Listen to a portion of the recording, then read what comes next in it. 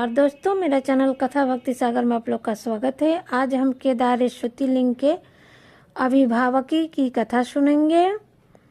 सूत जी कहते हैं, ब्राह्मणों, भगवान विष्णु के जो नर नारायण नामक दो अवतार हैं, वे भारतवर्ष के बद्रिकाश्रम तीर्थ में तपस्या करते हैं। उन दोनों ने पार्थिव शिवलिंग बनाकर उसमें स्थित हो पूजा ग्रहण करने के लिए भगवान शंभु से प्रार्थना की।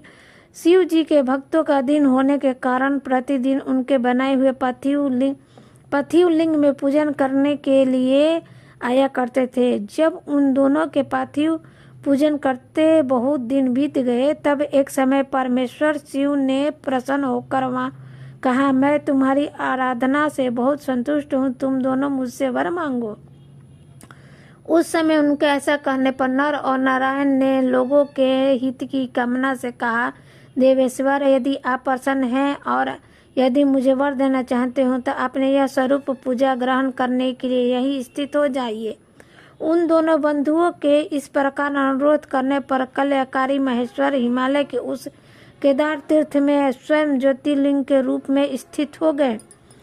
उन दोनों से पूजित होकर संपूर्ण दुख और भयानक नाश करने वाले शंभु लोगों का उपकार करने और भक्तों को दर्शन देने के लिए स्वयं केदारेश्वर के नाम से प्रसिद्ध हो वहां रहने लगे।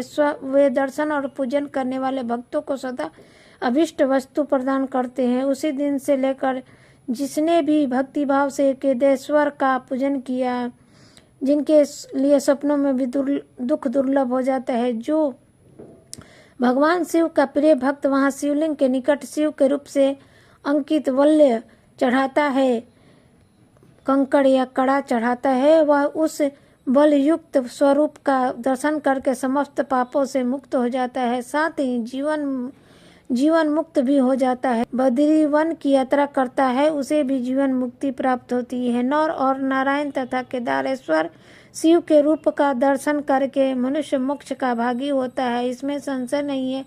केदारेश्वर में भक्ति रखने वाले जो पुरुष वहां की यात्रा आरंभ करके उनके पास तक पहुँच के पहले मार्ग में ही मर जाते हैं, वे भी मोक्ष पा जाते हैं।